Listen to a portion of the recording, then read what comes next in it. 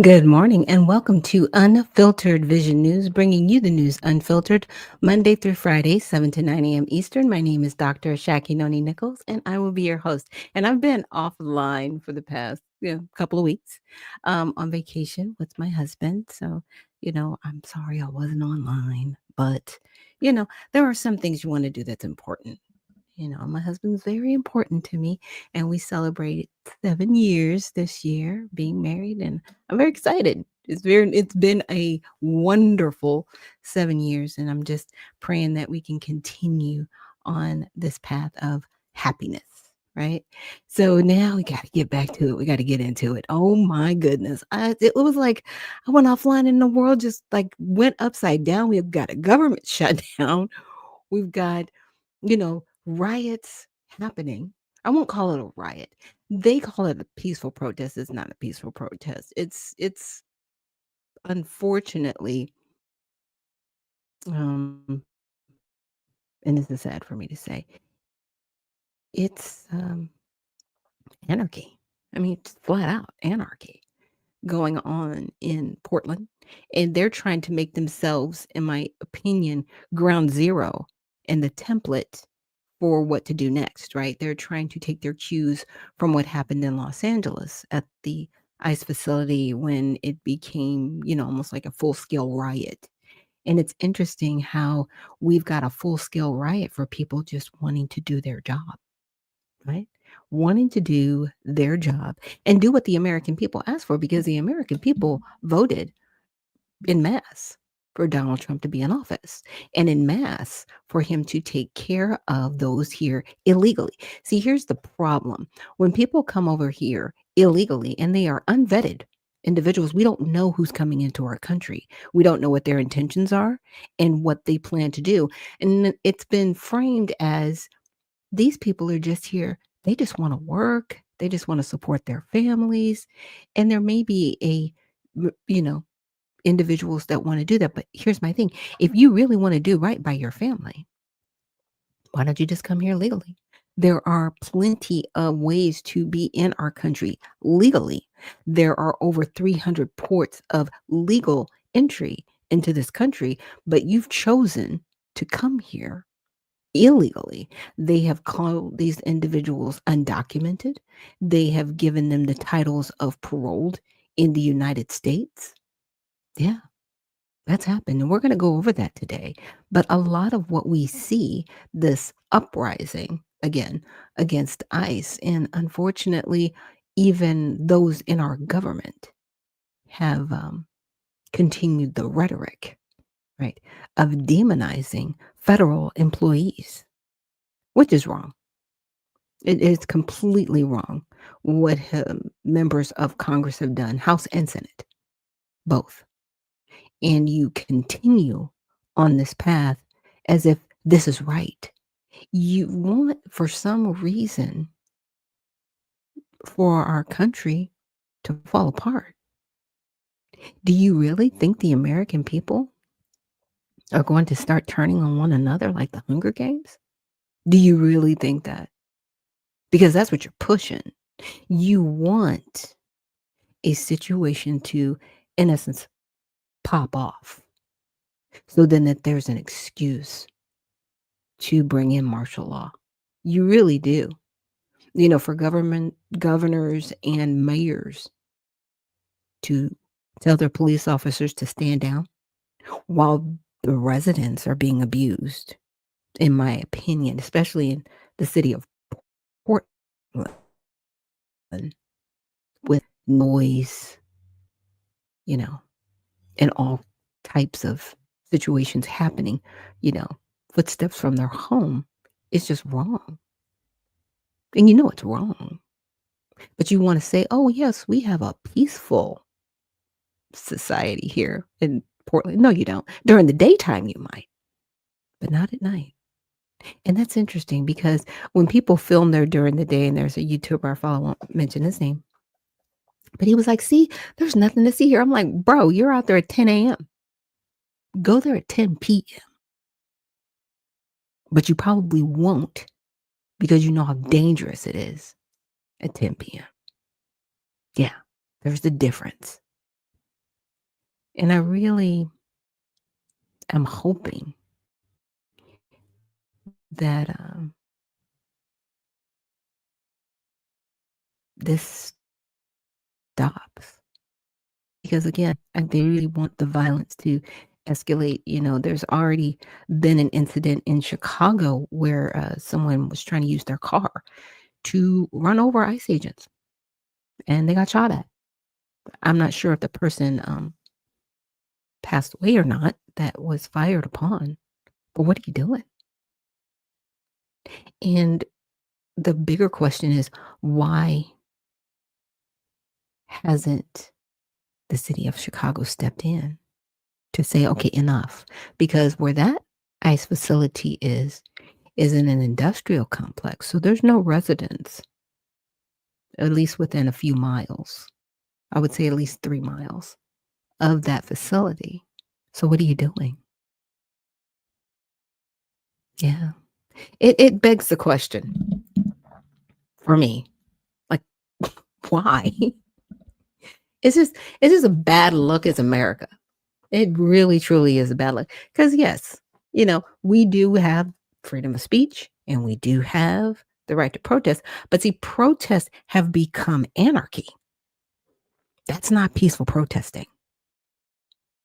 It has become, okay, I'm gonna push an ICE officer back. What are you doing? What are you doing? And you think you're not gonna get arrested? See, for me, a lot of these people, you know, I'm really good with, you know, 10 years, federal prison, no parole. I'm good with it because under Section 18, I'm sorry, Title 18, Section 111, if you interfere with a federal agent, you can be arrested. That's a federal crime. It's not a state or a city ordinance. It is a federal crime. And then you've got Title 8, Section 1324, which we've talked about on the show here before with Judge Joe Brown, where if you are harboring, knowing and willingly harboring illegal immigrants and impeding, right, federal agents or the federal government from removing these individuals, you're also violating federal law.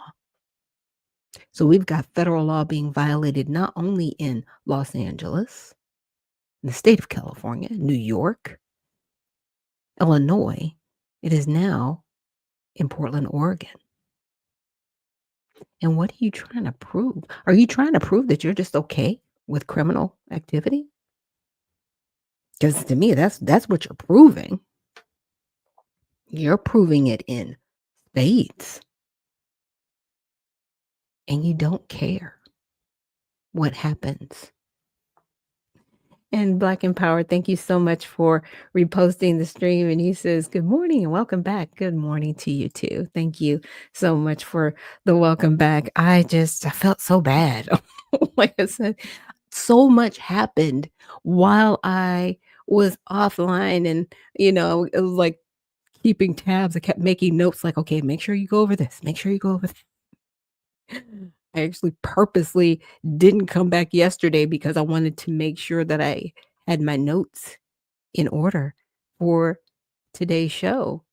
Because again, there's been so much happening, but we have to remember not to lose our heads about it. We have to remember to stay focused, right?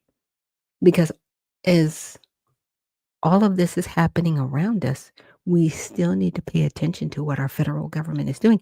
And they have decided to just shut down, right? My goodness. My goodness. He said, please talk about Mayor Brandon Johnson. Okay. I wasn't paying attention to him too much, but he's been interesting nonetheless. I did see a couple of videos on him, and I may have to spend a little bit of time on him tomorrow because I really wanted to focus on the shutdown. But the videos I did see were just very interesting how he was supporting crime and justifying it, right? Just justifying criminal behavior. I was like, "What? What? Are are we serious right now?" But that's all the Democrats have. We're now okay with criminal behavior. But see, at the same time, a lot of these individuals, they're not living where the crime is. So why should they care, right? Why should they even care about what's happening to the families in Chicago? Hmm. That's where the question comes in for me. But I definitely wanted to start out with before we get into this government shutdown. There was something that I came across. Oh, Dr. C, thank you so much. She says, greetings, founder, and welcome forward. Thank you so much. Appreciate you. Yeah. So, what I wanted to go over was something that has kind of gotten lost, in my opinion. And this is what happens sometimes, right? When there's so much going on, again, we need to watch out and see what governments are also doing while we are focused on something else. And so this is what's actually happening in the UK right now, but it could also happen here. So let's check out this video real quick. And a half after the idea was scrapped, it seems that Keir Starmer is attempting to revive a policy of the Blair-era government in order to nominally deal with immigration. Rumours have started to swirl in the last couple of weeks that Starmer is on the cusp of introducing a new compulsory digital ID scheme, a development on Tony Blair's national ID scheme originally pitched in 2005. So in this video, we're going to explain exactly what the digital ID proposal is, the pros and cons of such a scheme, what the public think about it, and whether ultimately Starmer will succeed where Blair failed. And before I continue on with the video, see how he mentions that this is a scheme. He doesn't say an implementation of a government mandate or, government policy. He calls it a scheme. So let's really check in to see what he's talking about.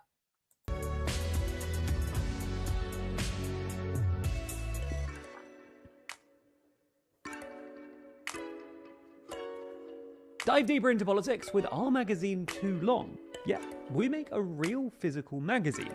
In the latest issue, we discuss if Starmer just has no vision for Britain, if Farage could become Prime Minister, and ask if we're observing the end of the American order. Find out more by clicking the link in the description. Now, let's start by explaining exactly what a national ID scheme is. Essentially, the idea is that citizens are provided with ID cards by the state. Some proposals have these cards as voluntary, and others have them as compulsory. Such cards could be used to prove an individual's identity to law enforcement, to provide easier or more convenient access to public services, to help protect people against identity fraud, and to try and help crack down on unauthorized migration, something we'll get onto a bit later. Now, there are plenty of European countries that already have national ID schemes. Romania, for instance, requires all citizens above the age of 14 to have a national ID card. In Serbia, it's mandatory for anyone over 16. In Slovakia, it's mandatory for anyone over 15. And since even 2005, in Belgium, citizens over the age of 15 are expected to have an electronic e-ID. Here in the UK, we've had a somewhat varied history with national ID. It was first introduced in the First World War in order to help authorities manage conscription, and was then reintroduced in 1939 to help with national service, national security, and food rationing. National ID was, however, abolished in 1952 after it was criticised for being used for more general purposes, for example, with law enforcement, and opponents argued that this wasn't compatible with civil liberties. The policy re-entered the national conversation in the early 2000s, when Tony Blair proposed a new voluntary entitlement card. Now, it's important to note just how extensive this proposal was. It suggested that the state would hold information on every British citizen, including everywhere they've lived, their NHS and national insurance numbers, even biometric data such as digitally encoded fingerprints. It was argued that this would make the system less susceptible to forgery and make the British scheme a gold standard for identity cards. The plan was for all facets of the state, from police stations to social security offices, to use these cards to verify someone's identity. And the legislation was proposed in a way that allowed the government to, in the future, make such a card mandatory. While legislation for this did make its way through Parliament, it was ultimately scrapped by the Conservative Liberal Democrat government in 2010, as both parties opposed it. The Conservatives argued that it was too costly and would be ineffectual, whereas the Lib Dems argued that it was unnecessary. However, in the past couple of weeks, we've seen Starmer's Labour government come around to the idea, with the Times reporting that it could be announced today, and the FT claiming that it might happen at Labour's conference next week. Now, there are a couple of reasons why Starmer might want to be introducing this now. Firstly, the Tony Blair Institute has been pushing the idea of digital national ID for years, arguing essentially that it allows citizens to interact more efficiently and effectively with government services. Secondly, though, Starmer could be in favour of it because it could assist in reducing the number of unauthorised migrants in the UK. As things stand, employers and Okay, now I'm going to just pause it right there. See how they're trying to use immigration to push this. Now, what's been happening all over the world? Mass illegal immigration everywhere. But this illegal immigration has been allowed by the sitting governments that are in place right now. So my whole thing is, are we being set up here in America for the same thing? landlords have a duty to ensure that they're not employing or renting to an unauthorised migrant. Failure to carry out these checks can carry large fines. Employers can be fined £45,000 per illegal worker, and landlords can be fined up to £1,000 for a first breach. However, widespread checks are not carried out, and according to Home Office data, between 2018 and 2023, only 5,000 civil penalties have been handed out to employers, and 320 civil penalties have been handed out to landlords. Essentially then, it's quite likely that in most cases, those that criminally employ or rent to unauthorised migrants will not be caught, creating a market for those profiting from providing this kind of employment and housing. And to some migrants, this can act as a pull factor, and this is where the digital ID scheme comes in. One of the main advantages to having a widespread national digital ID is that the Home Office can keep a record of all housing and employment checks in a centralised database, and check this against pay-as-you-earn or PAYE records and the newly established National Landlord Database. And as a result, the likelihood of employers or landlords being caught would increase. Now, as things stand, we don't exactly know what the digital ID scheme would look like. The FD still reports that the finer details are being worked out. However, it seems likely that any new digital ID scheme would include a system which would allow checks on individuals' right to work or housing. There's already some opposition to such a proposal, though.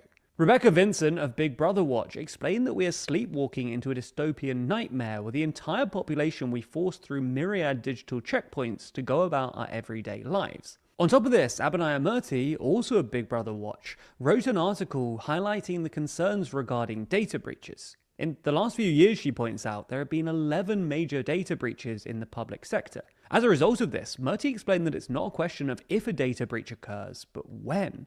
Other critics, such as Conservative Shadow Justice Secretary Robert Jenrick, claim that digital ID won't prevent unauthorised migrants from getting housing or employment. Specifically, he points out that most employers who are employing individuals illegally are doing so knowingly. Asking them to check ID cards rather than the current checks that they're already obligated to do is not going to make a blind bit of difference to illegal migration. So while the government seems to think this could reduce unauthorised migration, there are those that are sceptical. But what does the public think?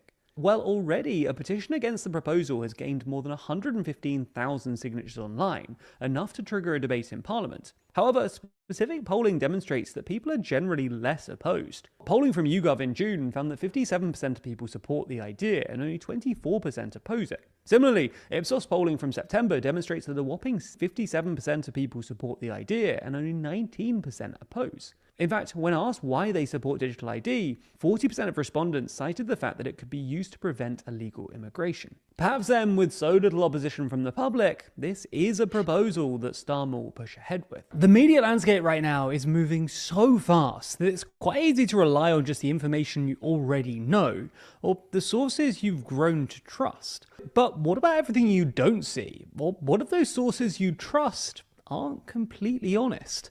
Well, luckily our sponsor this week, Ground News, are experts at lifting the veil on media bias.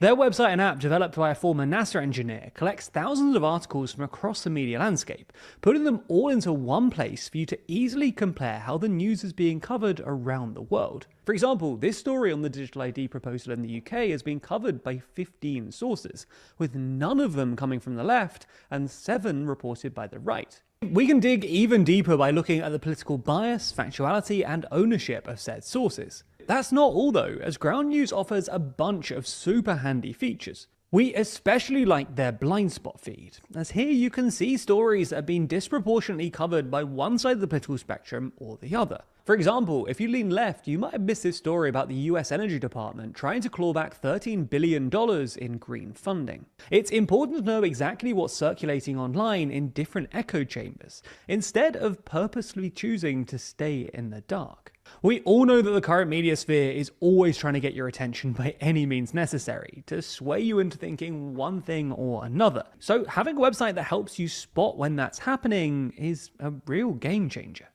So if you're interested in staying on top of the news and trying everything that Ground News has to offer, then you can get a 40% off the unlimited Vantage plans. Didn't realize this was going to end in, what should I say?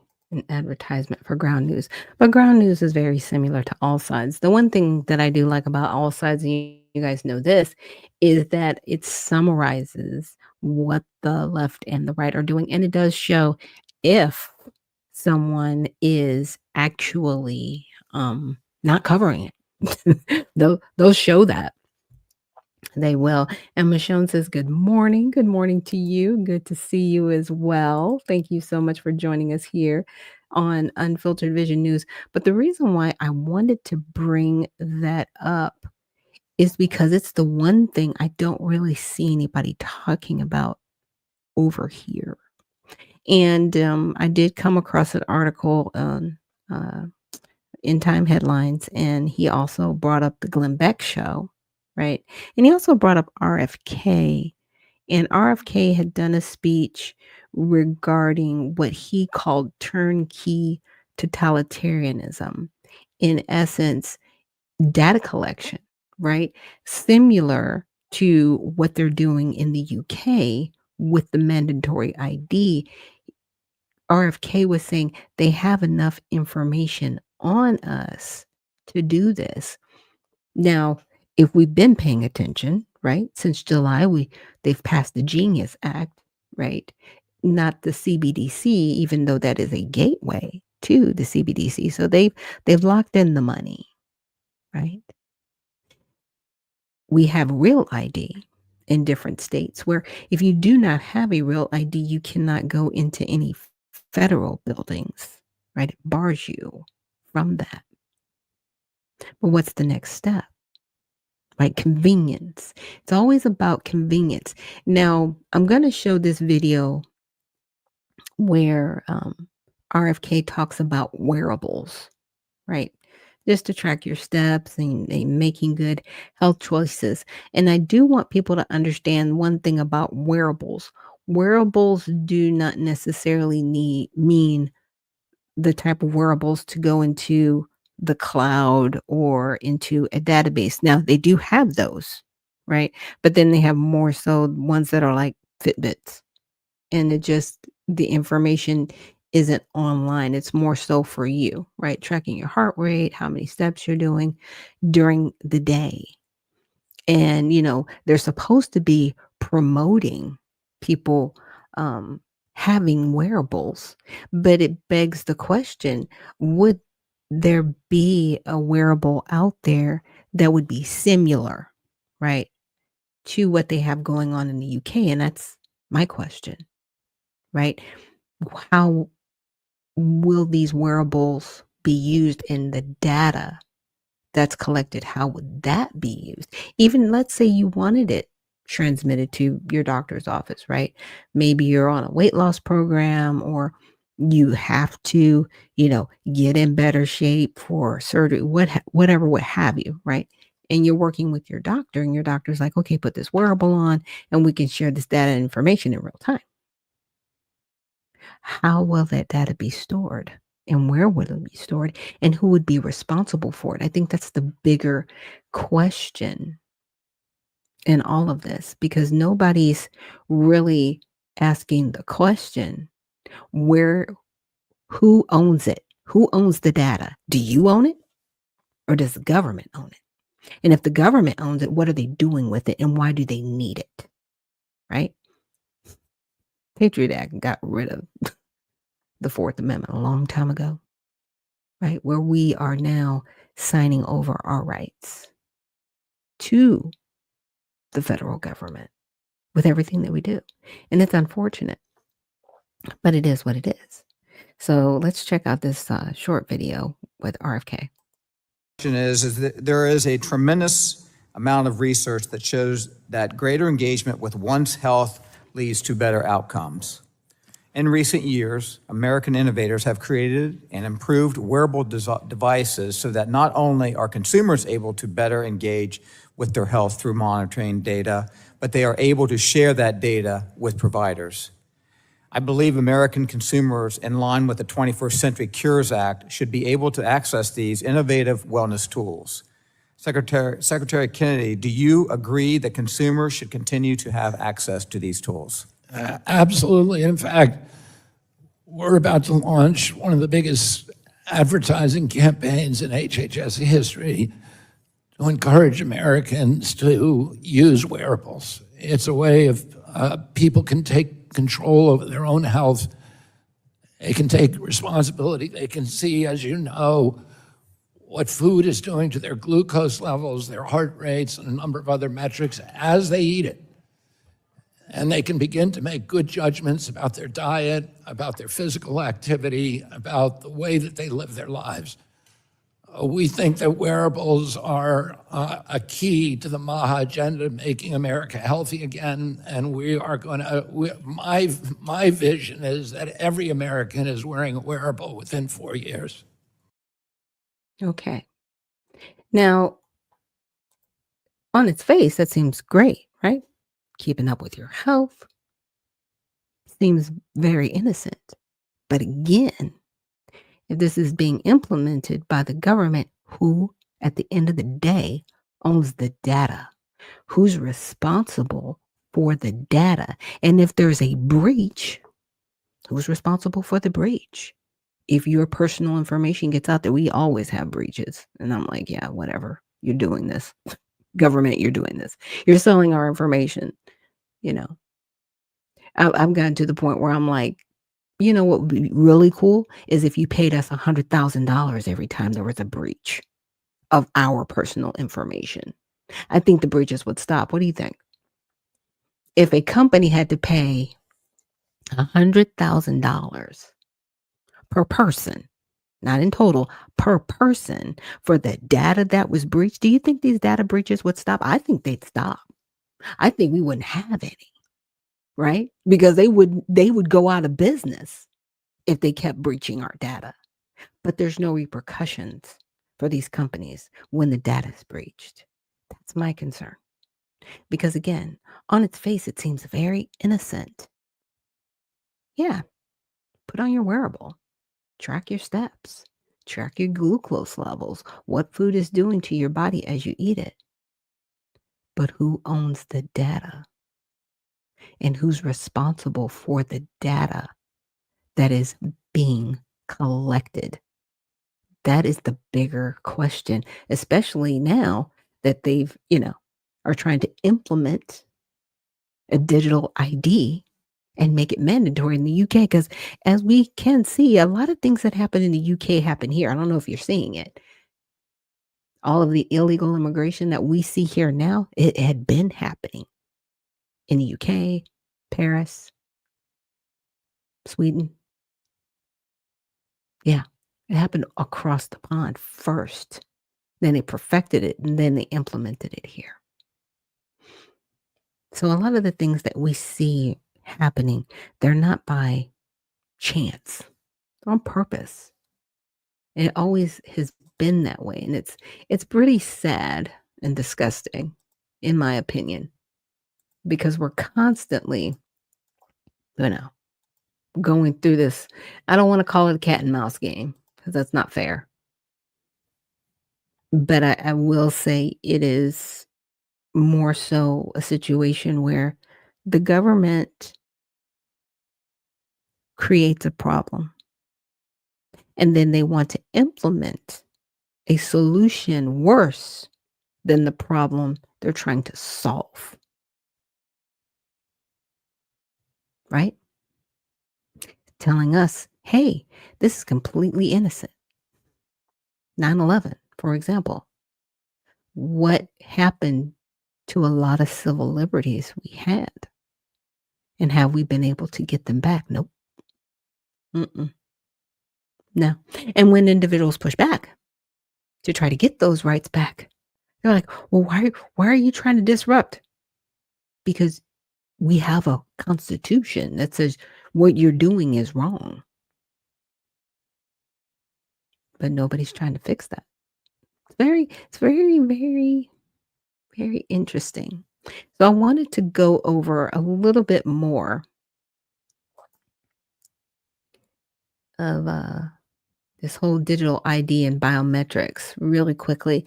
So, what is the ID scheme? And they went over it in the video, but I just wanted you guys to see it. And of course, I went through ChatGPT doing a little research. It says in September 2025, the UK government announced that the new digital ID scheme will be rolled out. What?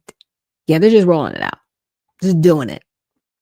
Because the digital ID is intended to be stored on people's phones as a digital wallet and will include a photo for biometric verification, plus standard ID attributes like name, date of birth, nationality, and residency status. So not only are they going to have the information that you give it, biometrics means whether they're fingerprint, eye scan, facial recognition. Why are they collecting all of this information on us? That's the question. And why are they trying to use immigration, again, as a way to say, hey, this is going to separate you from those that are here illegally? Again, they've created a problem. And now they're trying to implement a solution worse than the problem it actually even solves. Why don't you tackle illegal immigration? Why don't you just get rid of all the people that you know are here illegally? That's my thing. Instead of spending all this money on collecting our information. Because I'm like this. If you want all my information, fine. The minute you have a data breach, I want at least $100,000 for each breach. Period. I want some compensation now for you turning my life upside down. I bet you that shut down that ID in a minute. But is anybody going to push for that? That's the question. So the government states that the system should simplify access to services, reduce identity fraud, and be required for right to work checks. So now they're attaching it to your employment.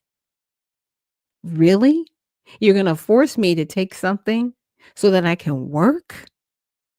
Do you see the soup going? The UK calls it sometimes Brit card in commentary, though in official documents, it's a digital ID.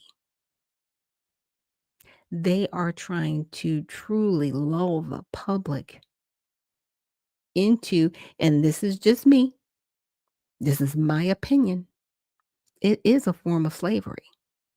Whether you want to see it that way or not, it is. Because why should I ever give over my information to you willingly and you not allow me to work if I don't want to be a part of this system. How dare you? Really? What are we doing? You want to force people. Again, this is forcing people into a system where there's no compensation for you. They're trying to give you all these conveniences, but it's forcing you because that right to work, yeah, that's the big tell-all. And good morning to you, Cajun lady. Thank you so much for joining us this morning in your red, white, and blue hearts. Yeah. I mean, it's really disgusting what they're doing. And it says, where is the facial recognition biometric data stored? Right? I kept asking that question. So this is a critical question based on current proposals in analogous systems on the user's device, which is local storage, in a secure enclave. So the UK scheme indicates that digital credentials will be stored on the user's device, their smartphone, rather than centrally. Well, where's all of that device information stored? It's usually in the cloud automatically. They've already told us this. So they make it real stupid to me. It's like, oh no, it's just on your phone. You have access to all of our phone's information. Stop that. That happened back in 2017.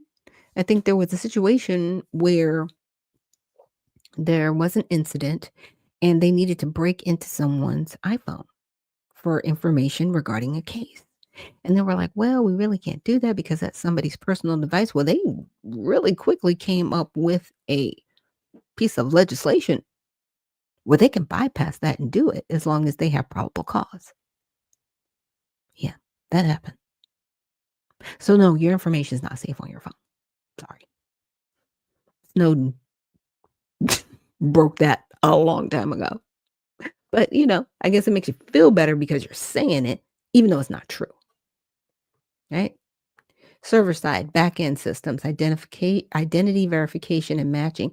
Although the credential may reside locally, there is also a back-end system that can verify, match, and authenticate biometric data on request when you present the digital ID to a service. So, for example, you prove your identity, a system may compare the photographic or biometric template you present against a stored reference template held by the issuing authority or trusted verifiers.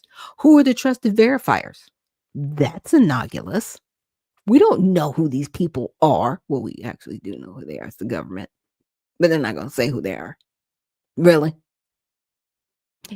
It is fascinating to me how much the government abuses us and then expects us to trust them. Like, this is just bad. This is bad business. This is bad business.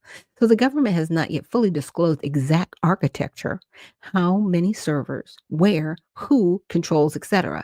This is part of an ongoing consultation and design. Of course it is. But you want us to trust you with our lives, literally in a digital capacity, where you at the push of a button. Anybody seen Enemy of the State with Gene Hackman and Will Smith? Watch it. It's a documentary. Okay. They literally turned this man's life upside down with changing his digital footprint, erasing part of his life, and then replacing it with false information. Right? It happened. If you ever watched the movie Running Man with Arnold Schwarzenegger, same thing. They altered what the video looked like, spliced it together, made it look like he was shooting on innocent civilians when he wasn't, when he actually said, I'm not going to obey that order because those are innocent people down there. But they edited the video. So we were being told back in 1984 what they're planning for us now, and it's here. It is truly here, and we need to pay attention. So accessing and sharing by third party, the government says that sharing of information from the digital ID must be initiated by you. You should control which third parties can see your details. Okay. This is a promise that the digital ID system will comply with UK data protection and privacy. Now, first of all, you've got a right to work situation. So unless I share my information to work, I can't work. How is this me? It's not. You are again forcing people to into a system they may not want to be in. It's crazy. But that's where we are. So, live facial recognition by police, CCTV, and watch lists. Separately, the UK is developing guidance for police use of live facial recognition technology.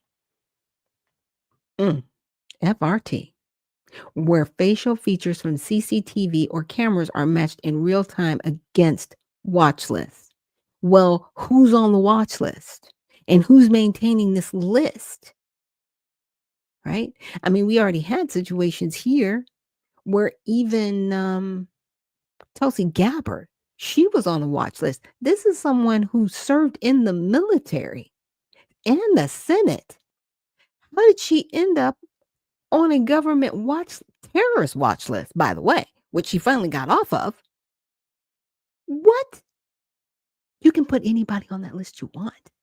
And you can make anybody on that list nefarious if you want. Now, again, this is the UK, but this can be here. And I'm not trying to fearmonger. I'm just trying to give you guys the information. So when you hear about it here, just know that you heard it here first. Or maybe you haven't. Maybe you heard it from somewhere else. Maybe I'm just repeating what other people are putting out there because it's true. And the privacy risk and ethical considerations, false positive bias, irreversibility. Unlike a password, you can't easily change your face data. If a biometric database is compromised, the harm is greater. What? But this is what you want us to buy into. And not even buy into now. They're just going to do it. If you want to work, got to be a part of it. Now, a lot of people might compare this to the beast system, talked about in Revelations, right? You can't buy or sell without the mark of the beast. And this could definitely be a, how should I say it, a gateway into that, right? Selling you convenience and, it'll be easier. We'll be able to separate you from the migrant problem that you still won't solve, that you're still allowing in mass to abuse the public, to get them on this system. Like, what are you doing? It's very abusive, in my opinion. And I also came across an article with Arizona State University in facial recognition. So they're practicing it here. And they're starting with colleges, right? Because a lot of these college students, they have phones, they're into technology. A lot of them were born, into cell phones and tablets and laptops, right? And so these young people, for a lot of them, they don't think twice about it. It's just normal. But they're experimenting with using facial recognition for stadium entry, student ticketing at football games. Students would opt into the program, meaning it's not mandatory yet, right? To me, it's just always that yet. The system is intended to let students walk by the scanner and be admitted without showing a ticket or phone. So it just would take a picture of your face and just know like if you've bought the ticket or not. So ASU expects to use fast lanes initially and gradually roll out more broadly if it works. ASU officials and observers have raised the questions, where does the matching happen? A spokesperson said a little bit of code matches machine vision to the database, but nobody actually has the private information. Stop that. Somebody has this information because if there is a breach, somebody has to be responsible. Stop that. This is what kills me. They're like, oh no, don't worry. I'm like, y'all are just, you really think we're dumb. We're just not dumb people. We are very intelligent. And good morning, April Shower. She says, welcome back. You've been missed, sis. I miss you guys too. This is crazy. They just want people to just, hey, just give us your information. Just trust us. We got this. No, you don't. I think people are tired of being abused. And they want the anarchy. They do. They want the anarchy, because if they didn't want it, it wouldn't be happening. But they really do want the downfall of the United States, so they can come in and sweep in and have a solution worse than the problem it solves, because they're causing the problems. A lot of the anarchy that we see is being caused, and I'm gonna not blame our whole federal government. I'm not gonna, but I am going to blame people who have supported people in office, right? That are paying these protesters out here to be anarchists, to kind of, you know, steer us in the way of, oh, well, if we have this will protect us. No, you'll just be giving up more of your rights. Don't you give up your freedom for convenience. Always remember that. So, in summary, the UK digital scheme plans to use biometric data stored locally on devices with back-end matching system. The government asserts users will control sharing and that the system will follow privacy and security best practices. Well, it's got to be followed by somebody, right? But many technical legal privacy details are yet unresolved, especially around police live FRT, whose stores reference biometric templates, how matching is done, and how misuse is prevented. We don't know that part. The ASU example shows how facial recognition is being tested in a limited opt in scenario and raises the same question: where is the biometric reference? Who controls it? How private is the system? Now, during my wonderful vacation with my husband, we visited several different NFL stadiums. The crazy part, and I don't know if you guys have visited these stadiums, but if you do, it's cashless. So there's no money being exchanged. Your tickets are digital. When you go to purchase food, you have to use a credit card. I would suggest, maybe getting a preloaded, right? If you're going to do this, and this isn't me, get a preloaded gift card, right? So that you know how much money you're going to spend. It keeps you on a budget. And if you have a little burner phone to put your digital tickets on, do that. Definitely. I would definitely do that, because there are ways around this nonsense. But this facial recognition, this isn't a good thing. It just truly, truly isn't. And Dr. C says we're already being filmed over 35 times every time we step outside. Right. Who's keeping the data? That's the bigger question. And Mark from the Soil, thank you so much for reposting the stream and joining us this morning. Yeah, that is always the question. Who owns the data? And they keep trying to say, well, it's just on your phone. No. Anything on our phones, there's a back end and it goes on a server. Who's in control of the final information? There is a chain of custody. We don't own the data. Somebody else owns the data, because see, if you go back to your terms and conditions, when you get your phone, it will tell you who actually owns the data. I might go over that tomorrow. just so we can see the terms and conditions, right? Like, who owns this data? Then I have to give it up. But with that, let's take a quick break. And when we come back, we're going to get into this government shutdown, you guys. It's a trip. I know it. I find it fascinating that we are here. I'm really praying that it doesn't last as long as it did the last time Trump was in office. I think it lasted, somebody said 36 days or something like that. We don't want it to last any longer, right? And it happened prior to Trump as well. So this isn't the first government shutdown we've had, but I'm really going to take a look at, why are we here? Why have we even shut down the government? And who is it really benefiting, right? This shutdown. So with that, I'll see you guys on the other side.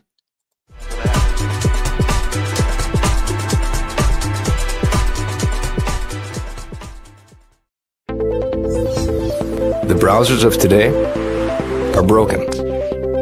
They've been overtaken by a barrage of sneaky and annoying ads, trackers that follow your habits, and cookies that build profiles, and all sorts of other internet clutter that's taking precedence over the content that you want to see. In fact, these useless bites can take up to a whopping 50% of page load times, with a third of it anxiously trying to learn more about you. To make matters worse, some ad blockers are even letting ads through when large advertisers pay them. But do you really want a leaky ad blocker? It's because of these very reasons that we developed Brave, a new browser that kicks internet crud to the curb and makes it faster, safer, and better to surf the web than your current browser. With Brave, everything you need is built right in. We integrated technology that automatically blocks trackers, annoying ads, and shields everything that can cramp your style and destruct your privacy. With it, you can expect increased speeds nearly 2 times faster on laptops and up to 4 times faster on mobile. And unlike any other browser, Brave allows you to support your favorite publishers with automatic micropayments. So it's a win-win for you and your favorite sites. To top it all off, Brave is open source because we truly believe it's our web and we need to fix it together.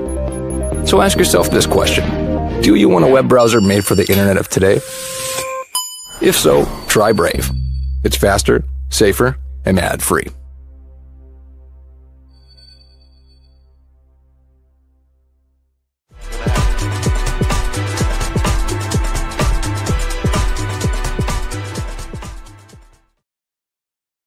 Yes, and I personally use the Brave browser, and I actually get paid to browse. They have a program where it will pay you in crypto the more you actually use the browser.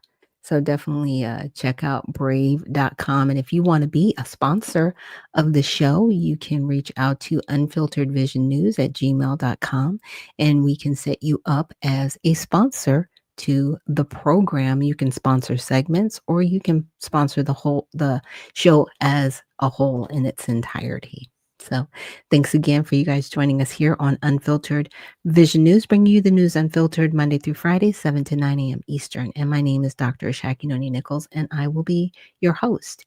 And so here, let's check out, what will it take to end the government shutdown? What will it take? Right? I don't know. Because they're just fascinating, you guys, fascinating.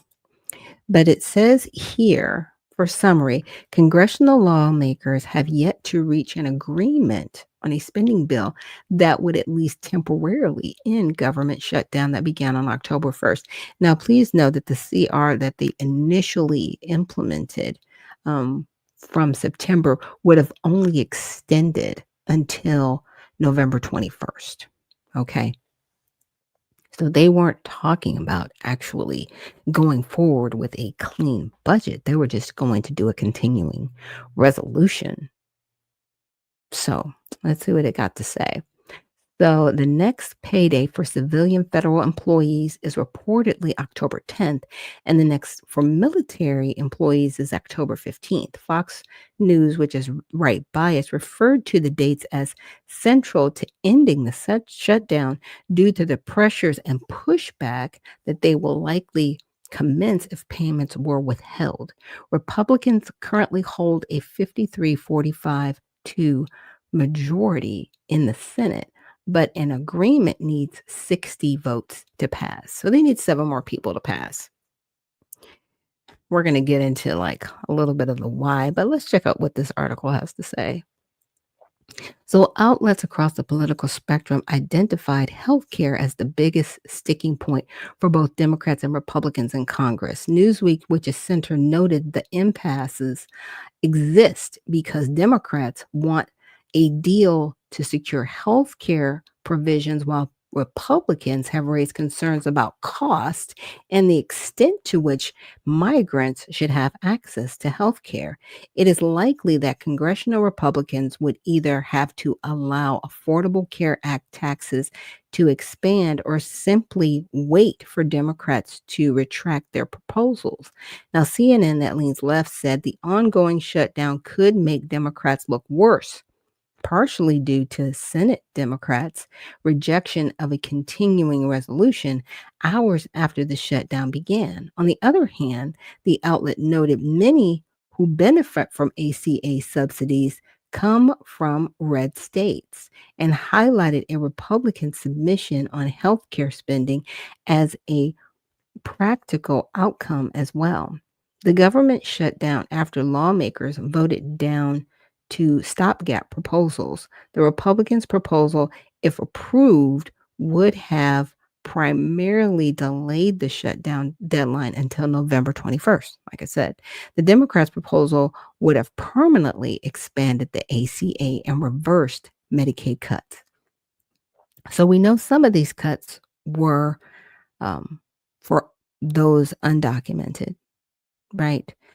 But I did a little bit of research with Chat GPT because I wanted to understand what was happening. But before we get into my research, I wanted to look at Representative Mike Johnson, and he is the current Speaker of the House. I'm trying to make this a little bit bigger for you guys because it's so tiny. Okay, there we go.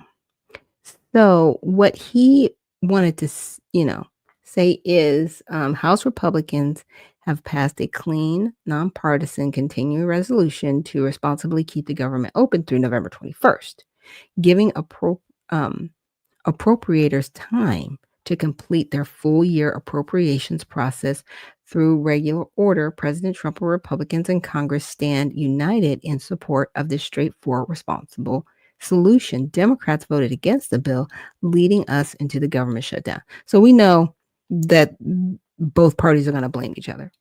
But here's what we do need to know. It says what kinds of services will continue. While programs listed below will continue, the agencies responsible for administering them may see reduced workforces impacting operations. This is not a comprehensive list as we are continuing to gather information. So this is as of, do I have a date? I don't have a date. But I'll say probably as of October 1st. Okay. So, all right, 6 days. So these are the programs that should continue. So Social Security payments, Medicare and Medicaid benefits, SNAP benefits, although a prolonged shutdown could create disruption. So right now, and I've seen, I've come across some videos like, I can't eat, my kids are like, if your payments have stopped, that might be a state issue. That might not be a federal government issue, especially if they are saying that SNAP benefits should be continuing, right? And if it's prolonged, so let's say we get into that 4 or 5 week situation. So maybe next month, you may not get any benefits, right? Going into November. Before October, you should get your benefits, disability payments, mail delivery, federal law enforcement and military operations, air travel, federal employee retirement payments, student aid such as Pell Grants and federal direct student loans, visits to National Smithsonian museums until at least Monday. That was yesterday, October 6th. Visa and passport services, although longer wait times are possible. Capital tours are paused during the duration of the government shutdown. Okay, so those are some of the things that we know, and this is the Speaker of the House stating this, and this is on his website, that are continuing right now. But some of the things that I was interested in, because I was like, what is really going on? And why are people so interesting right now? So I asked the question. I was like, okay, what are we doing? what's really going on here. And I said, can you outline the 1.5 trillion the Democrats are asking for in regards to the government shutdown? Also, can you include the reference links, right? I want to know, like, what are they asking for? Because people keep talking about 1.5 trillion. But if you go to Democrats, they just, hair on fire, hair on fire. Oh, the world is going to fall apart if we don't get what we want. Where's the money coming from is my question, because whenever you're spending money, it's got to come out of the taxpayer. So what's going to be raised?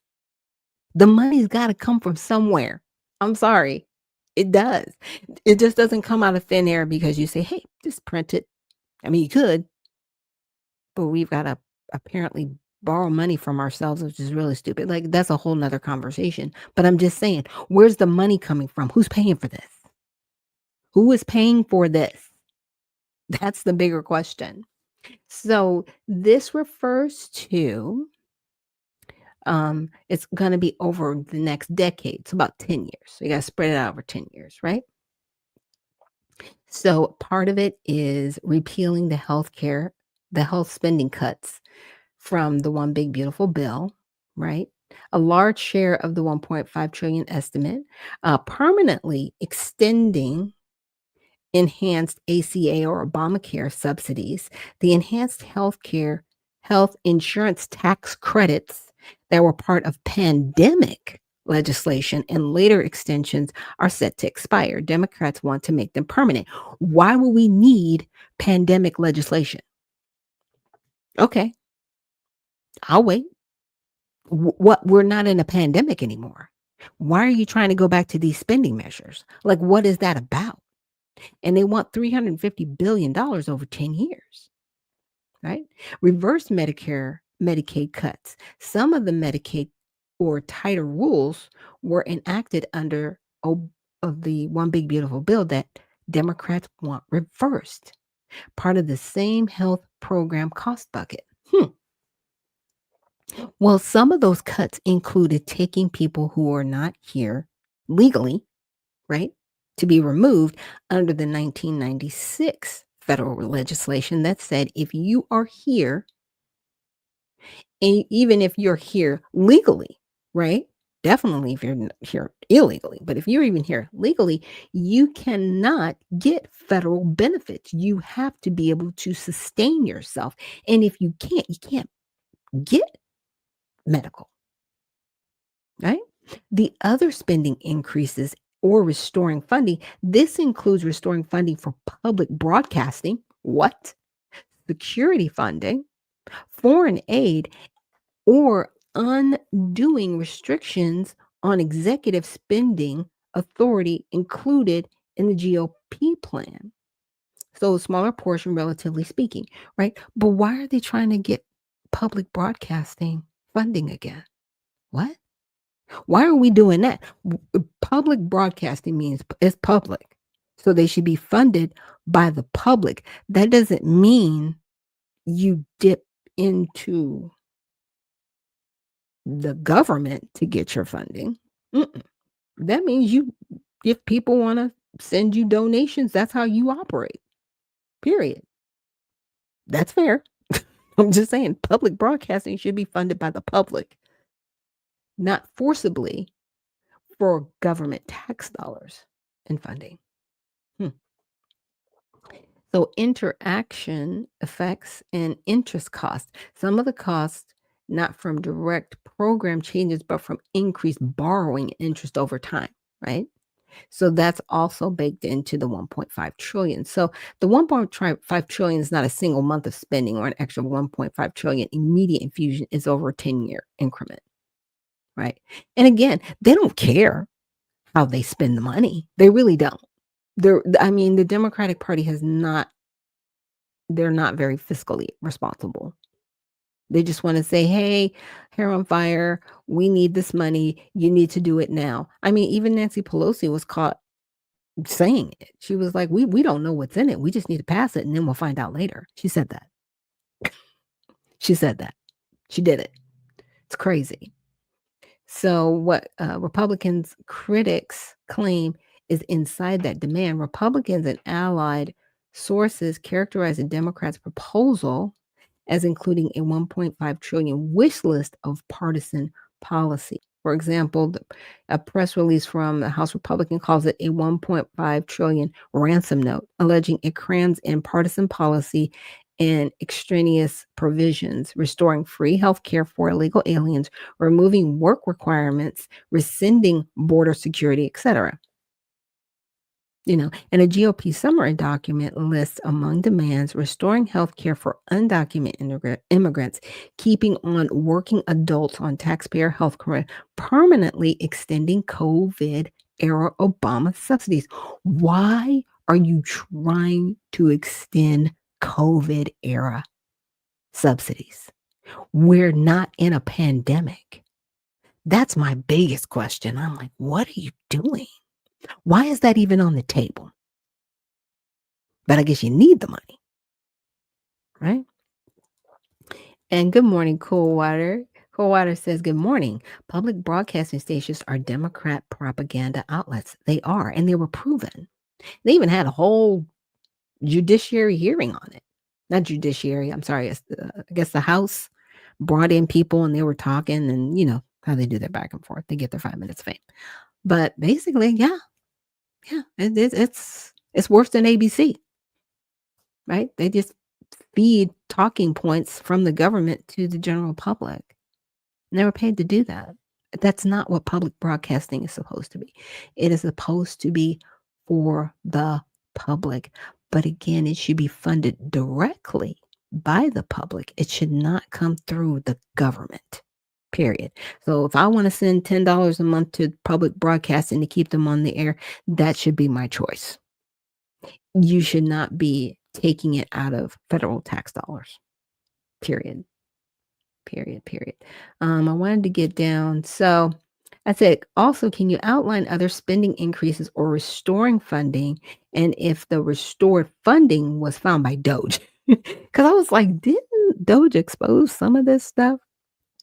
So they pulled the Democratic fiscal year 26 resolution and contemporary reporting, so you can see exactly what Democrats put into their proposal with the 1.5 trillion, right? And whether those restorations were found by Doge. That was what I was trying to find, because I thought Doge kind of exposed the whole thing. So commonly quoted 1.5 trillion is an independent estimate of a 10-year incremental, right? The Democrats repeal health savings provisions in the GOP One Big Beautiful Bill and permanently extend enhanced ACA premium subsidies and related health provisions, mostly driven by health policy changes and their 10-year budget effects. The Democratic CR itself contains a set of specific appropriations and extensions, many short-term or one-month extensions, and a number of additional amounts, including a direct appropriation to corporations for public broadcasting. Why is that even in there? You guys keep making it about healthcare, then we tell you, hey, they're trying to keep illegals on healthcare. Like, no, they're not. But why are you trying to bring up public broadcasting? It's very interesting. I guess you need an outlet to control, like you don't control the rest of the media out there. Just saying. So DOGE, the Administration of Department of Government Efficiency, has publicly claimed and publicized savings in the administration Republicans advanced in recessions package that cut targeted CBP, public media, and foreign aid earlier in the year. Those recessions and DOGE claims are separate actions. Okay.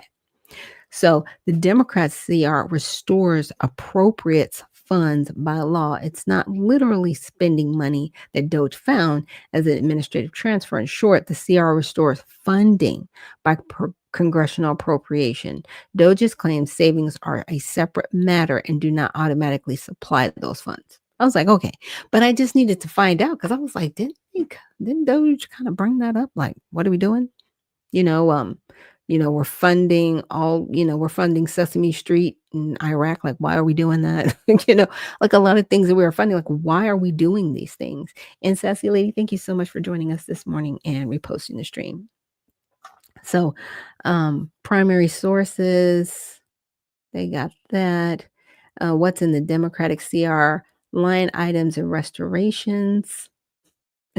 Interesting. So some of these are Corporation for Public Broadcasting appropriation. So in addition to amounts otherwise provided in Section 101 for Corporation for Public Broadcasting, there's an appropriated $490 million, 490,960,000 for an additional amount over the fiscal year 2026 for payment for the Corporation for Public Broadcasting. So close to $500 million for them, right? Community health centers and related public health extenders, community health centers, 373 million for October 1st through the 31st of 2025, added as an extension, right? Section 2101 and surrounding health subtitle, other HHS public extenders and specialty programs. No surprises, Act Implementation Fund 67 million, special diabetes program extensions, Medicare, Medicaid temporary provisions, and several Medicaid technical fixes. Indian Health and Indian Health Facilities, added rates, appropriations, judicial and courthouse security. Why do we need courthouse security? What are you gonna stop ICE from taking these people away when they have deportation orders? Like, what are you doing? Y'all are wild. So Supreme Court salaries and expenses, emergency requirement designation. So oh wow. So the Supreme Court's getting 28 million. The court security improvements, 52 million. U.S. Marshal Services, courthouse and protective details. Examples, 30 million additional for Marshal Services, salaries and expenses. Interesting. House member security. There it is, y'all. There it is. There it is. There it is. Sergeant at Arms. $90 million for House salaries, officers, enhanced member security program. So they want more security detail. Why do you need more security detail, members of the House? And why are you spending $90 million of our money on it? See, these are the things they're not talking about.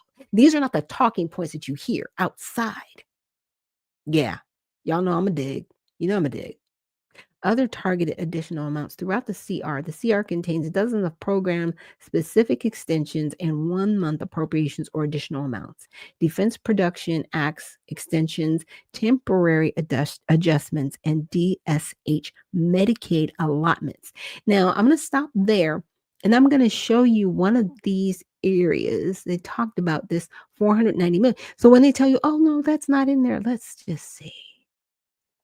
Here's the continuing resolution, right? Section 154, in addition to amounts otherwise provided by Section 101 for Corporation for Public Broadcasting, there is appropriated 490,960,000 for an additional amount for fiscal year 2026 to remain available until September 2026 for payment to the Corporation for Public Broadcasting.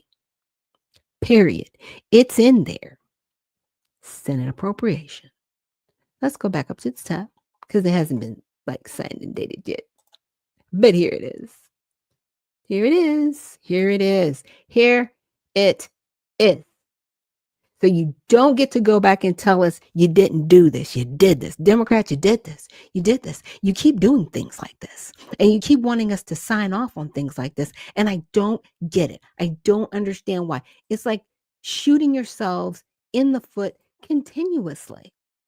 I don't know if you're masochist or what. I don't get it. I don't get it.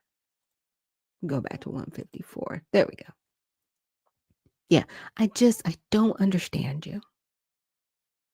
But you love lying to us all the time. Oh, hello, Walter. Thank you so much for joining us on YouTube. He says, Morning, founder. Is that Negro? And they banned my old accounts. This is my father's name. Oh, that's so sweet. So thanks for your extensive research and keep us informed. We appreciate you so much. Oh, thank you so much. I appreciate you guys too. And thank you, everybody, for just joining me this morning. I've missed y'all. I know. I missed you guys too, but I definitely enjoyed vacation. But this is why I missed you guys. I missed you because when I saw the news, I was like, why aren't you telling them the truth? Why aren't you showing people what's really going on? Why? Why? You know what I'm saying? Why? That was my whole thing. So I just definitely wanted to show you this because when somebody says, oh no, we're not using money for public, tell them they're liars because they are. And it's in the Senate document. And that's the Democratic continuing resolution. That's what their proposal is. Don't worry, I'll put the links when I repost the show so you guys will have this information. So you will be armed with it. So they can't lie to you guys. It's crazy. It's really, really crazy. Let me see. I was doing a lot of research. I was doing a lot of research, you guys. Let's see if this is what I wanted to show you. So not okay. I should say, not that I got completely frustrated. I just got a little frustrated, right? And I said, can you please summarize the current government shutdown and compare it to the American Rescue Plan? So the American Rescue Plan in 2021, which when they talk about going back to pandemic spending, this is one of the areas they're talking about. This is where that balloon in medical spending came about, but that's when we also saw the influx of people here illegally that were given medical benefits. And they kept trying to tell us, no, we're not giving this to illegal workers. And so I did ask. So let me find out where it is in here because I did ask, and I said, bottom line, what matters most for undocumented people right now? A shutdown is negative and immediate. It can interrupt or slow services, nutrition programs, court processing, work authorization related systems, and does not provide new benefits for undocumented immigrants. In many cases, enforcement continues while access to services or legal help is reduced. So why are you trying to implement something that should go away, right? We don't need pandemic level spendings because, again, where's the money coming from? Who's paying for this? Who's paying for all of this? So I said, under this current shutdown, are Democrats seeking AC extensions under 2021 spending? It says, yes. One of the key demands by many Senate and House Democrats during the shutdown standoff is that any continuing resolution or funding bill to reopen the government include extensions of the enhanced ACA premium tax credits. But those tax credits, again, somebody's got to pay for that. Somebody's got to pay for it. It says what the limits are regarding undocumented individuals. Importantly, the Democrats' push does not expand ACA eligibility to undocumented immigrants. The proposed extensions of ACA subsidies only helps lawfully present individuals in the United States. Undocumented immigrants remain legally barred from receiving ACA premium tax credits or federally funded Medicaid, right? So on its face, it's like, well, yeah, but there's loopholes. I said, yes. Can you also outline lawfully present, right? Because I was like, okay, what does that even mean? Let's go. Let's see. Let's get to lawfully present. Understanding who is lawfully present is key because ACA and other health coverage statutes limit benefits to those in lawfully present status. Below is a breakdown of the term, who it includes, recent regulatory changes, and how it interacts with funding proposals. So, under the Affordable Care Act, it's implementing regulations on non-citizens must be lawfully present in the United States to enroll in marketplace coverage and receive premium tax credit subsidies. So, all right, okay, cool. The rules for lawfully present trace back to earlier definitions under the pre-existing condition insurance plan (PCIP) rules, which the ACA adopted for exchange eligibility. The definition is somewhat broader than the stricter qualified non-citizen definitions used in Medicaid CHIP eligibility. Let me read that again. The definition is somewhat broader. So it's broader. All right, so let's look at this lawfully present. According to NILC, CMS, and health policy sources, here's a non-exhaustive list of immigration statuses or circumstances that are typically classified as lawfully present.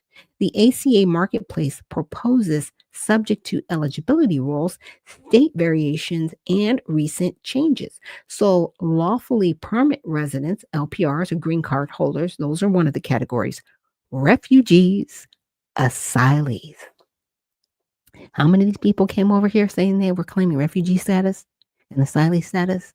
And some of them have gone to court, right, to affirm their statuses, but then they're denied by the court and they're given immediate deportation orders. That's why you see some of these ICE agents waiting outside the door, because these people are supposed to leave immediately. Those are the people that they are getting and removing from the country. But these are the people that also are eligible for ACA. I'm sorry. I need a minute. Really? It is horrible. Horrible. The way those in government, especially in the House and the Senate, continue to push a lie. Oh, it's not going to illegal immigrants. That's wordplay. Because the minute you get to refugee and asylees, and there's many people that you gave that status to illegally, by the way, because they weren't escaping their countries. There was nothing going on. There was nothing war-torn in their countries. They were not given refugee status. They just said they were refugees. You can't just show up at the border and say, I'm a refugee. Under what status? What? You have to be given a refugee status in order to claim it here in the United States. You don't just get to show up. But they allowed that. They did. They allowed that under the past administration. That's why it's here. Parolees, parole in the United States. If parole is granted for at least 1 year or meets certain criteria, why are you paroled in the United States if you didn't break any laws? Oh, that's right. You broke the law when you came across it illegally. Yeah, they did that. That's a status for the Affordable Care Act. But see, they're not getting into that. Cuban Haitian entrants under special admissions. Persons granted withholding of removal, CAT, which is Convention Against Torture protections, certain humanitarian protections. Anybody could claim that, because a lot of these other countries, they wild with it. They show up at the border and they're like, we're being tortured, blah, blah, blah. They don't have to prove it. They just say it. And we're accepting that. And those people are also part of ACA. They're still undocumented, but they're given this status. Survivors of trafficking, victims of crime, provided they have appropriate status. T visa, which is trafficking, or U visa. Persons with valid non-immigrant visas, student or working visas, if they maintain status without violation. Other humanitarian or temporary status, temporary protected status, right, which Trump is trying to get rid of, and deferred enforcement departure, depending on regulatory rules and state federal law, which is very interesting because under our naturalization clause, the House and Senate, they're the only ones that can actually change or fix the laws going on with immigration. So when they always say, oh, yeah, our immigration system's working, well, it's your fault. Fix it. It's your job. Do your job and stop complaining about your job. Or we'll just find somebody else to do it because you don't know what you're doing. Get out. That's where I'm at. Deferred action or other DHS relief, excluding DACA status with caveats. So DACA recipients, as of August 2025, DACA recipients are no longer eligible to purchase coverage via the ACA marketplace. The rule means that an existing ACA coverage for DACA recipients is ending, and they can no longer classified under the marketplace's lawfully present pool for those benefits. This is why Democrats have to go back to those pandemic funding statutes because it included DACA. They're being excluded, guys. Because technically they're lawfully present. The Supreme Court already said DACA is illegal, and Congress needs to write the laws to make them legal. This still goes back to Congress. Do your job. If you want these people here legally, who came over when they were 2 or 6 or 5, and they've been here 30, 40 years under something illegal, by the way, and it was deemed illegal by the Supreme Court because the president doesn't have the authority to just put in an executive order and give people legal status. What Obama did was temporary. He basically said, hey, fix this, Congress. Here you go. I'll sign it. Just fix it. And they never did. Trump tried to fix this in his first term with Schumer and Pelosi. And they were like, nope, because of course you can't let anybody have a political win. Come on. Come on. That's what we did. That's what happened. It's disgusting, but that's what happened, right? So that's what we're doing. And the Medicaid chip and qualified non-citizen versus lawfully present. So for Medicaid and CHIP, the rules are more restrictive. Not all lawfully present immigrants qualify. Often only qualified non-citizens, do. And many must satisfy a 5-year waiting period after obtaining qualified status before they may enroll, except for exemptions for children or pregnant persons in some states. Really? But guess what? If they go to an emergency room, they have to be seen. Doesn't matter. Who's paying for that? Taxpayers. We're paying for that. The money has to come from somewhere. It has to.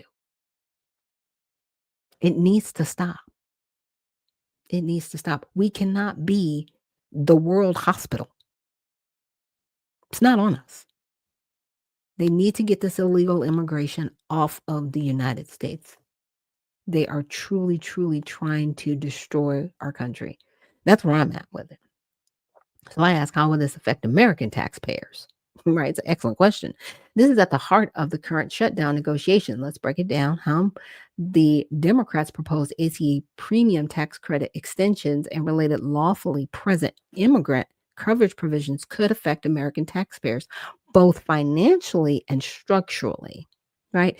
So the basics, what if the ACA enhanced subsidies are under the American Rescue Plan of 2021, increased ACA premium tax benefits, lowering health insurance costs for middle and lower income people, eliminated the income cap that used to make households above 400% of the federal poverty line ineligible. These subsidies were extended through 2025 by the Inflation Reduction Act, but will expire after 2025 unless Congress acts now. Now, this is the same thing that they're talking about. That these actually expire in December of this year. Republicans, they probably said it somewhere in this chain, but basically Republicans were like, let's keep this separate. Let's not include this into the CR. Because you're trying to make something permanent that needs to be separate. Because here's the deal. If it's separate and the funding needs to fluctuate, you can change it. You can't go back. Once you have your CR, it's baked in. That's it. Because that's going to determine your appropriations for the following fiscal year, and so on and so forth. It's horrible what they're trying to do. It really is, and they don't care. So the CBO estimates, so extending the enhanced ACA subsidies permanently would cost 250, 350 billion over 10 years, depending on inflation and enrollment trends. So a short-term 2-year extension through 2027 would cost roughly 40 to 60 billion. Democrats have not proposed new taxes to offset these costs in CR. They are arguing it should be a part of the baseline health budget. Republicans call this unpaid mandatory spending. And it is because, again, at the end of the day, the money still has to come from somewhere. It doesn't come out of thin air. What are we talking about? Implication on taxpayers. If unpaid, this adds to the federal deficit, meaning future taxpayers ultimately absorb the higher cost via higher debt servicing or future spending cuts. If paid for, funding would likely come from rolling back corporate tax breaks or high income tax deductions. Politically contentious, right? Yeah, you don't want to mess with your big money donors. Oh, those people, right? So who benefits, who doesn't? U.S. citizens and lawful permanent residents, right? Green card holders. They receive a lower monthly health insurance premiums. Example: 60-year-old who earns $55,000 saves $4,800 a year. Lawfully present immigrants, not documents, maintain access to subsidies. Otherwise would lose it under the 2025 law. They make up about 1.4 million potential beneficiaries. Undocumented immigrants, no direct benefit, they remain ineligible for ACA federal tax credits. But see, what we're not talking about, and I didn't ask the question, they can still go to the emergency room. So somebody's still paying for this. Insured taxpayers overall indirectly benefit from lower uncompensated care costs and less emergency room strain, which reduces state local tax burdens on hospitals and safety nets. I don't know how it affects average taxpayers. Let's see. Short term, no change in tax rates, lower uninsured rates, federal spending increases. Medium term, 3 to 5 years, right? If subsidies become permanent without new revenue, the federal deficit grows faster, adding pressure for spending cuts or tax adjustments later. If Congress offsets the cost through tax reforms, wealthier households or corporations could see targeted tax increases. And this is where, a lot of times it's like, tax the rich, right? Very, very interesting. And Michonne says, right.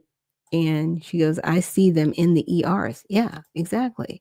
You will see people in the ER that don't have insurance because we actually have, I don't want to call it a law, but you do have the do no harm, right?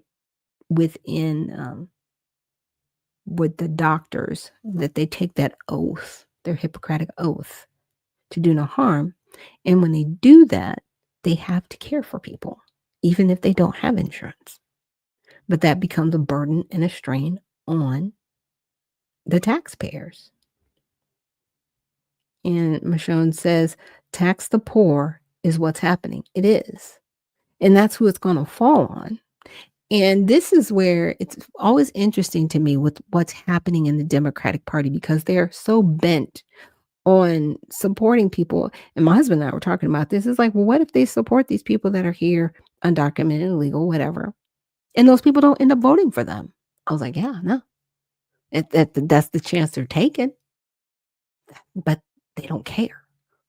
It's almost like when people are trying to do something and you keep telling them, hey, you might fall over that cliff. They're like, we don't care.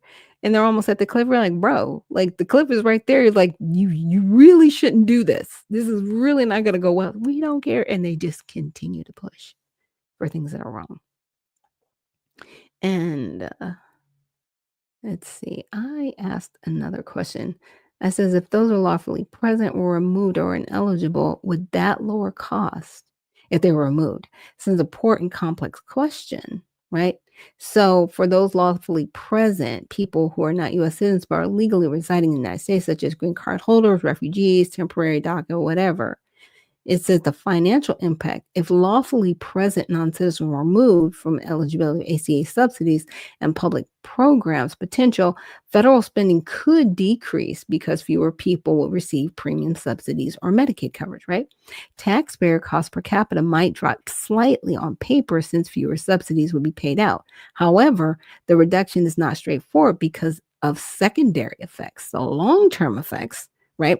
Emergency room care costs would rise because people without insurance could still get care, but there would be no coverage. And that's why they're trying to go back to this pandemic era, because we do have more people here that are still not covered, but they can still go to the emergency. And that's what they're doing. That's what's happening. And that's what they're not talking about, right? But they're propping up these hospitals artificially, in my opinion.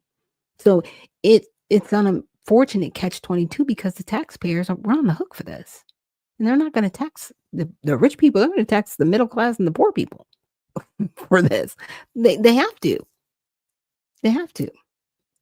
Public health risk increase. Lack of preventative care can lead to higher rates of untreated chronic diseases and outbreaks, which also cost taxpayers in the long term. Like, they have set up again a situation, and now they want a solution worse than the problem it's going to solve. It's going to leave us in a bad place, regardless. No one's trying to fix this.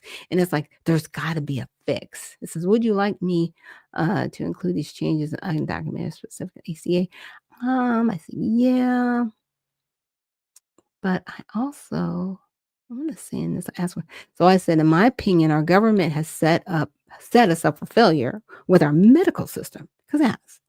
We are darned if we do and darned if we don't. He says that's very understandable and frankly reasonable reaction. The U.S. healthcare system is structured in a way that often feels like a no-win situation for everyday Americans. And here's why your assessment hits the mark. So the system rewards cost over care.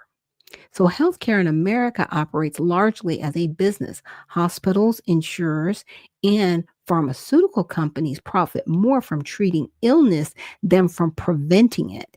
I think it was Black Empower a couple weeks ago. He said, it's not they're not trying to cure you, right? Because the benefit for them is in treating you. Right? Because as long as they're treating you, you'll continue to pay money. But if they cure you, you're cured.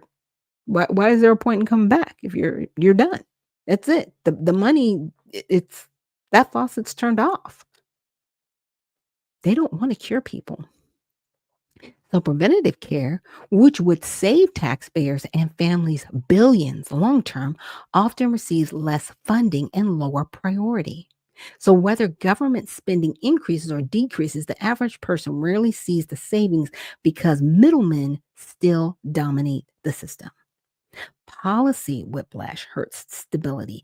Every change in Congress or the White House can swing policy, expanding or cutting coverage, leaving both citizens and lawfully present individuals unsure about their access to care. Insurers and providers raise premiums, or reduce benefits just to hedge against these political shifts. That instability makes it feel like taxpayers are paying twice, once in taxes and once again in rising out-of-pocket cost. And there's someone on X. Her name's Margot. She's really cool. She actually she went to the hospital and she was really sick. And she shared that she had been given lots of tests that really didn't make sense. And when she got her insurance bill back, she was like, why was I given this test and this outcome of this and that and the other? Well, this is how a lot of these hospitals are generating income. They're giving useless tests to people that have insurance because they know their insurance will pay for it. That's what they're doing on the back end. You know what I'm saying? Right or wrong, good or bad or indifferent. They're not trying to cure people. They just want to treat. Immigration and healthcare overlap, don't integrate. Lawmakers mix immigration policy into healthcare debates, but rarely provide a unified plan that balances fairness, fiscal responsibility, and access. So rather than a cohesive strategy, we get fragmented compromises that make no one fully satisfied. So you're right. The result is a system where if we fund coverage, taxpayers complain about costs. If we cut funding, hospitals and patients suffer. So the human side, for most Americans, healthcare isn't a political issue, it's survival. People just want to see a doctor, afford prescriptions, and not lose their savings because of one emergency. But the current setup often forces trade-offs that no one should have to make.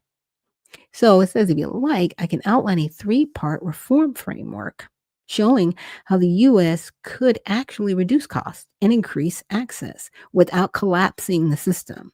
Something pragmatic and grounded in fiscal reality. So I said, yeah, look, I'll take it. Because here's a pragmatic three-part reform framework designed to reduce cost and improve care without collapsing the system. And they'll include why each part works, concrete policy levers, and quick examples you could point to in advocacy or legislation. So, cut administrative waste and simply financing. So, why it matters.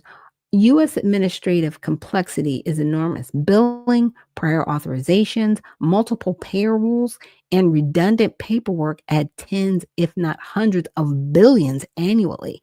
Reducing that overhead frees money for care. And it's very true. A lot of this goes to the administrative side. Like nobody is getting help, but the administrators are paid. It's very crazy. So key levers, standardize a digital and digitalize prior authorization claims nationwide, API standard for payers, providers. Move to uniform simplified billing codes and a single intake form for patient financial eligibility. Require transparent insurer contract terms that limit excessively burdensome utilization management practices. Incentivize automation, real time eligibility, payment reconciliation with modest federal grants and deadlines for adoption. So, concrete example, a national effort to harmonize electronic prior authorization claims handling could save providers and payers billions of reduced denied appeal cycles that delay care. And I can see what it's saying. It's like, for example, when I worked at Grissom Air Force Base, I actually worked with, how should I say it? I worked with the hospitals and TRICARE and MEMSO to get the bills paid because the hospitals kept billing the patient, but they weren't taking into effect the explanation of benefits from TRICARE that they needed to get payment from MEMSO. There wasn't a trigger in place to send the paperwork to the military medical support office for payment. That's basically what it was. Hospital kept billing, TRICARE kept sending an explanation of benefits to the patient, not the hospital. And even if the hospital got the explanation of benefits, they didn't know what to do with it because they weren't directed to send the bill and the EOB to MEMSO. So I set up a system where I was like, oh, all I have to do is match this with this, your dates of service, send it to MEMSO. MEMSO got it paid. In 30 days, I was able to get $50,000 down to about $5,000 because I was able to call and put the pieces together. But then again, I'm an administrator. Now the system is just in place automatically so that reservists, if they do see the doctor, they're not getting their credit messed up while they are overseas on orders because some of them were on extended orders over 6 months. Yeah. So I can understand what the system is talking about because I had to implement it myself. Now, granted, I'm not a computer system, but they at least do have a system in place to get the bills paid. to make sure that it's flowing. And that's what it's talking about. But there's so much administrative costs that go into it. Again, if that was lowered, okay, I can see it. Expand stable coverage while um, reining in provider prices. So, broader stable coverage reduces uncompensated care and improves prevention. But coverage alone won't control costs unless provider prices are addressed. Evidence shows Medicaid expansion cut uncompensated care and improved health outcomes. A well designed public option or targeted price caps can pressure commercial prices. So make place premium subsidies, ARPA level enhancements, multi-year and predictable to stabilize markets, and enrollment protects taxpayers from emergency price shocks. Public support is high. For extension, encourage Medicaid expansion in holdout states, federal incentives, targeted grants, because expansion has shown state level savings and public health benefits. Create a collaborated public option or targeted public buy in that negotiates lower provider payment rates in exchange for broad participation, or allow states to pursue price setting, payer provided rate reforms with federal waivers. And I've said this before, each state should just have state insurance that they provide. Like here in Georgia, they have Peach Care. Just open it up to everybody so they can buy into it, period, and just buy into the exchange. So if they don't have insurance through their provider, or if they can get a better rate than their employer, buy into it and be done with it. That's it, right? Design details to protect taxpayers. Phase in provider rate negotiations to avoid some problems. Pair price reforms with anti-monopoly enforcement, hospital consolidation limits, so negotiated rates are effective. Include guardrails so short-term federal cost subsidies are offset by lower long-term uncompensated care and slower premium growth.